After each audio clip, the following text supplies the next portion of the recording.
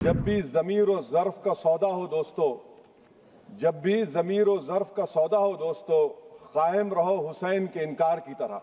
Africa के कानून को महात्मा गांधी ने कहा था कि ये मेरा कॉन्शियंस इसको मानता नहीं है, मैं इस कानून को कबूल नहीं करता हूं।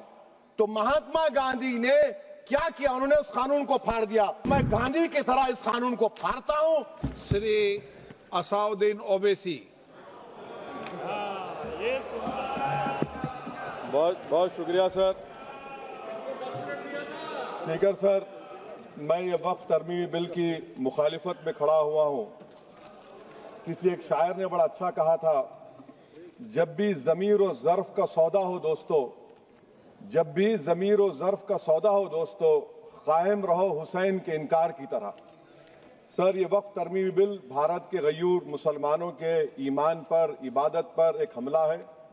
नरेंद्र मोदी की हुकूमत ने इस मुल्क की सबसे बड़ी अक़लियत के खिलाफ एक ऐलान जंग कर दिया, और ये जंग सिर्फ मेरे जिस्म पर है, बल्कि मेरी आज़ादी पर, मेरी समाजी और माशी मार्जिनलाइजेशन पर है, मेरी शहरियत पर है, मेरे मदरसे, मस्जिदों, खानखाहों को और दरगाहों को निशाना बनाया जा रहा है। और ये हुकूमत सच्चाई को नहीं बयान कर रही है कि ये तरमीमी बिल से मुसलमानों का तहफ़्फ़ुज़, तरक्की और गुर्बत का खात्मा होगा। ये सरासर झूठ है। सर, अगर आप आइन के आर्टिकल 14 को देखेंगे तो उसमें लिखा हुआ है इक्वल प्रोटेक्शन। अब आप देख लीजिए सर कि हिंदू, सिख और जैन को और बौद्ध को उनके एंडोमेंट में तहफ़्फ़ुज़ मिलेगा, क्योंकि उनका एंडोमेंट बाय यूजर बरकरार है और उनका एडमिनिस्ट्रेशन उनके हाथ में होगा। कि गैर हिंदू या गैर उनके मजहब का आदमी दान भी दे सकता है उनके लिए, और एंडोमेंट बोर्ड का तहफ़्फ़ुज़ भी मिलेगा, क्योंकि उसके ऊपर ओवरराइडिंग क्लॉज अप्लाई नहीं होगा, लिमिटेशन का कानून उस पर अप्लाई नहीं होगा। उसके बरक्स ऑपोजिट आप देख लीजिए, मुस्लिम वक्फ को वक्फ बाय यूजर निकाल दिया गया। एक मुस्लिम वक्फ की जायदाद पर कब्जा होगा, लिमिटेशन लगेगा, तो जो एनक्रोचर है, जो खाबिज है, वो रातों रात मालिक बन जाएगा और एक गैर मुस्लिम वक्फ बोर्ड को एडमिनिस्टर करेगा। ये आर्टिकल 14 के इक्वल प्रोटेक्शन का वायलेशन। अब आर्टिकल 14 में सर इक्वालिटी बिफोर लॉ भी है, और उसका कैसा वायलेशन हो रहा है कि कोई आर्बिट्ररी स्टेप नहीं ले सकता और कोई भी ऑफिशियल किसी भी तरीके से गलत आर्बिट्ररी फैसला नहीं लेगा। यहां पर आप एक डेजिग्नेटेड ऑफिसर को रखकर वो फैसला लेगा कि ये जायदाद वक्फ की है, गवर्नमेंट की है। क्या ये प्रिंसिपल्स ऑफ नेचुरल के खिलाफ नहीं है, जिसका तकर्रुर एग्जीक्यूटिव करती है? ये हमारे theory of separation of powers, Bharat के आइन का बेसिक स्ट्रक्चर का हिस्सा है। क्या इसका वायलेशन नहीं है? सर, आर्टिकल 25 का वायलेशन कैसे है कि आप मुसलमानों से वक्फ बाय यूजर छीन रहे हैं और फिर आप कर्ब कर रहे हैं वक्फ वाल औलाद को, मगर वहीं पर दूसरे धर्म के मानने वालों को उनके मजहब पर चलने की पूरी इजाजत है। लफ्ज जो आर्टिकल 25 में इस्तेमाल हुआ सर, वो इक्वली एंटाइटल्ड, यहां पर मुसलमानों के इक्वल एंटाइटल्ड नहीं हो रहा। अभी हम गृह मंत्री का, वजीर दाखिला का यहां पर उनका हमने तकरीर सुनी, यहां पर वो ये कहते हैं, वजीर दाखिला, शायद वो कटमुल्ला की जबान ना कह दें, वजीर दाखिला कहने पर वजीर दाखिला ने अपने बयान में कहा कि बोर्ड और काउंसिल जो होगा वो माने वक्फ इस्लाम से अलग है। सर, अगर ये बात सच है आपकी, तो फिर आपको ये कानून बनाने की जरूरत ही नहीं है। आप एक नॉन स्टैट्यूटरी बॉडी बना दीजिए। ये जो कानून बन रहा है ना सर, ये आर्टिकल 26 इसका सोर्स है, और आर्टिकल 26 जब इसका सोर्स है तो आर्टिकल 26 का ABCD क्या कहता है कि रिलीजियस डिनोमिनेशन को अपने मजहब के अफेयर्स खुद चलाना, मूवेबल इमूवेबल प्रॉपर्टी को लेना और एडमिनिस्टर करना। जब हिंदू धर्म को, बौद्ध धर्म को, सिखों को यह राइट दिया गया है, तो आप कैसे मुसलमानों से छीन रहे हैं? तो ये आर्टिकल 26 का ग्रेव वायलेशन है।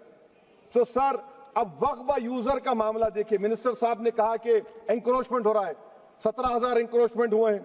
तो यही नरेंद्र मोदी की हुकूमत ने 2014 में उस वक्त के मंत्री ने एक Waqf properties eviction of unauthorised occupants bill को इंट्रोड्यूस किया। आपने विड्रॉ कर लिया 2024 में उसको।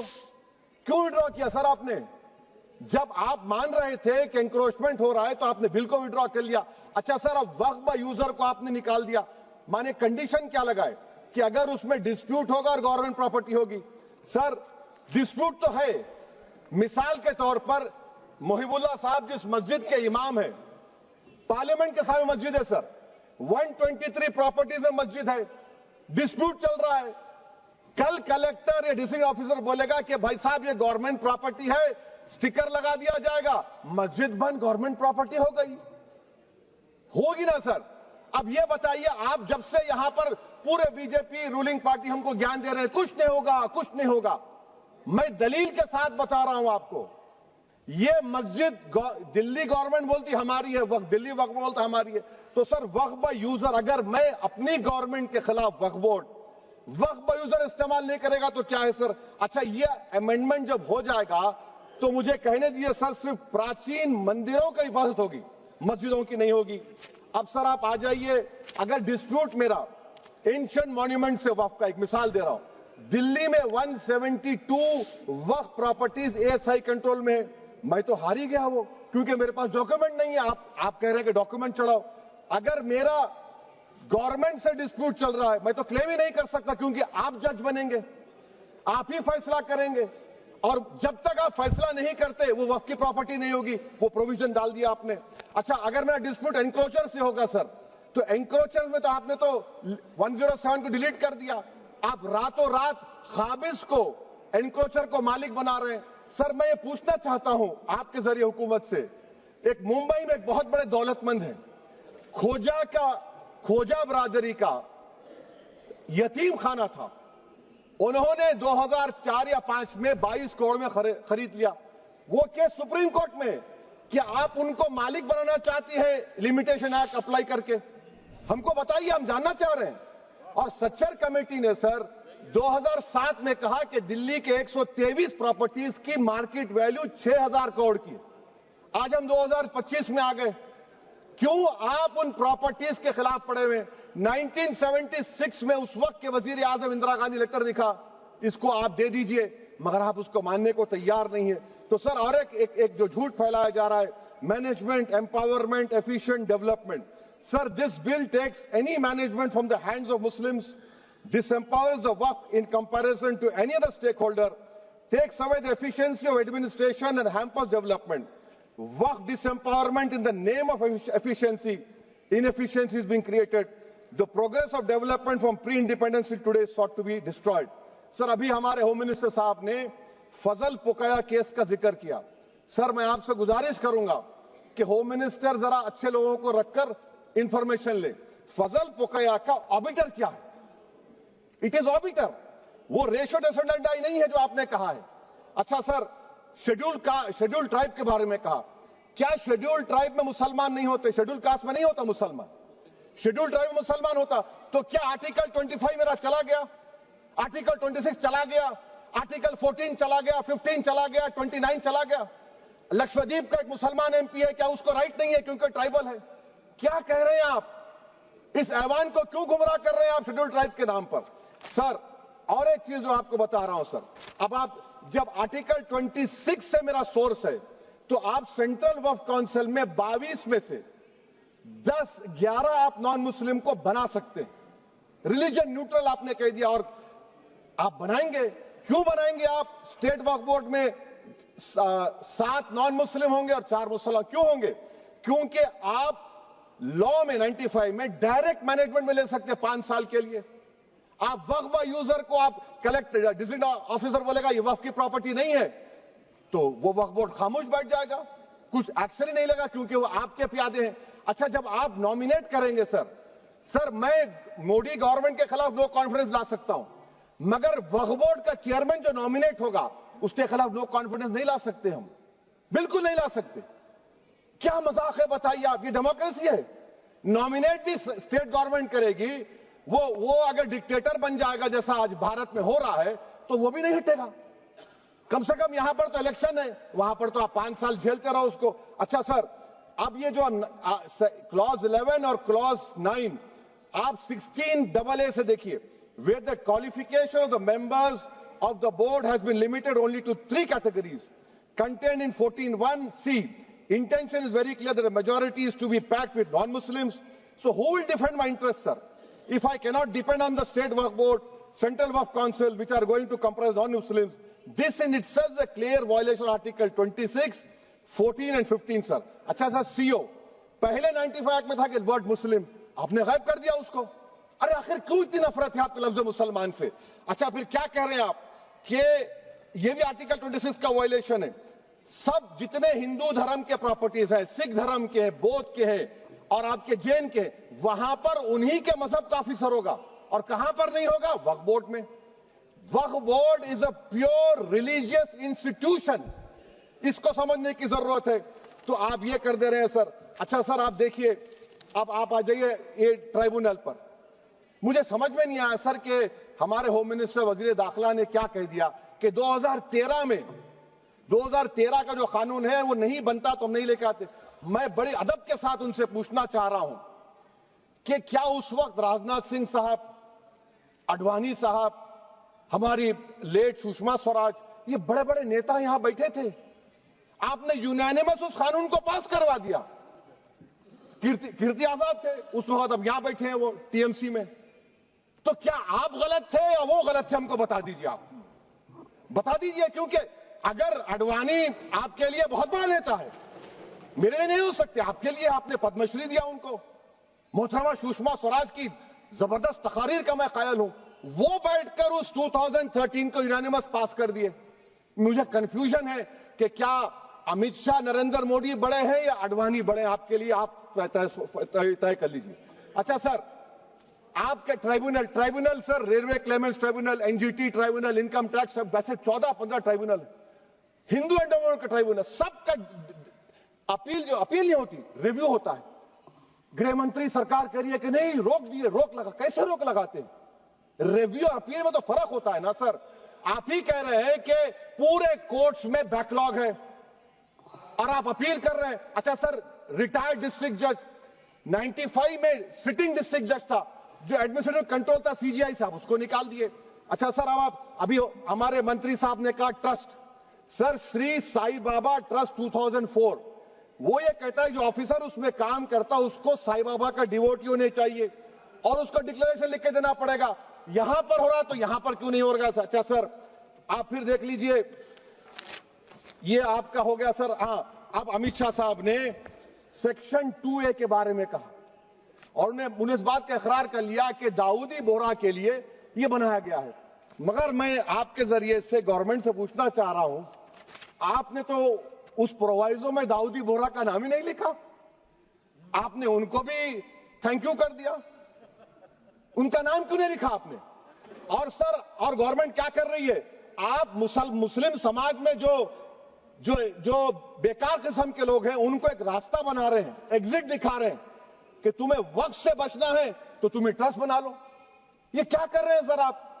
कम से कम उन दाऊदी बोहरा को आप दे देते। अच्छा sir, clause 3V section 36 clause 18 देख लीजिए। Oral Waqf, oral appointment has sought to be discontinued even though it is recognized practice in Islam. Muslim personal law has recognized oral waqf and 1937 Shariat Application Act. Sir, आप clause 39 पर आ जाइए।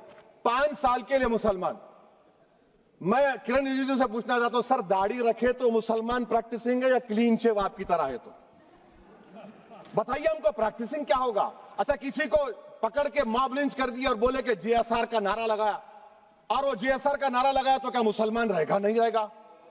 या फिर देश के प्रधानमंत्री ने कहा था कपड़े देखकर पहचानो, तो क्या कपड़े देखकर आप कह देंगे?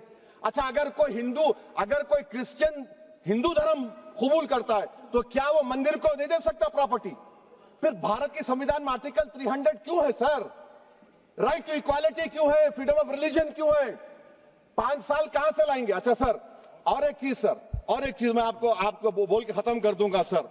इस बिल में वक्फ अल औलाद का सर, इसमें आप देखिए clause 432, the creation of waqf al-awlad shall not result in denial of inherent rights to heirs, including women heirs or the waqif or any other right of person. Sir, ये article 25 का violation है, शरीयत application act 37 का violation, article 300A का violation है।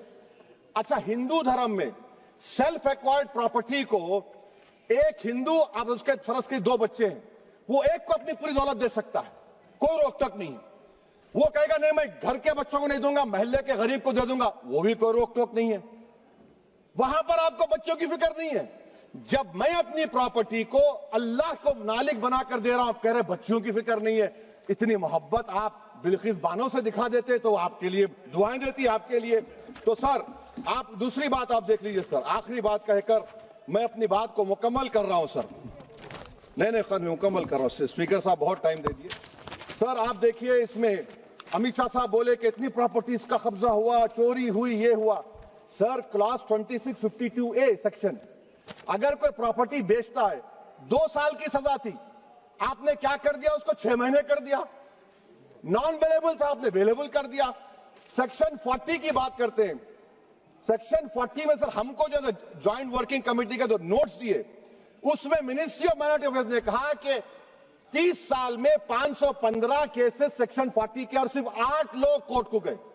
वक्फ user का कानून तेलंगाना आंध्रा में है, सेक्शन 40 का कानून तमिलनाडु 63 है, आंध्र प्रदेश में 43 है। और सर आप डायरेक्शन दे रहे हैं, अच्छा क्लॉज 4218B देखिए सर, आप रूल बना रहे हैं, कोऑपरेटिव फेडरलिज्म के खिलाफ है, इतना रूल बना रहे हैं। और आखिर में सर मैं आपको बताना चाह रहा हूं स्पीकर साहब, ये बिल का मकसद सिर्फ मुसलमानों को जलील और रुस्वा करना है, मुसलमानों को दूसरे दर्जे का शहरी बनाने का इनका मकसद है। सर अगर आप हिस्ट्री को पढ़ेंगे तो महात्मा गांधी उस वक्त के व्हाइट अफ्रीका में सफेद फार्म अफ्रीका के कानून को महात्मा गांधी ने कहा था कि ये मेरा कॉन्शियंस इसको मानता नहीं है, मैं इस कानून को कबूल नहीं करता हूं। तो महात्मा गांधी ने क्या किया, उन्होंने उस कानून को फाड़ दिया। तो मैं गांधी की तरह इस कानून को फाड़ता हूं। ये अनकॉन्स्टिट्यूशनल है सर। इस देश में झगड़े पैदा करने का काम बीजेपी करना चाहती है मस्जिद और मंदिर के नाम पर, इसीलिए मैं इसका कंडेम करता हूं। और मैं आपसे गुजारिश करता हूं कि मैंने अपने 10 अमेंडमेंट दी हैं, आप इसको कबूल करिए सर, मुझे बोलने का मौका दीजिए और उस पर डिवीजन का मैं डिमांड भी करूंगा। Thank you sir.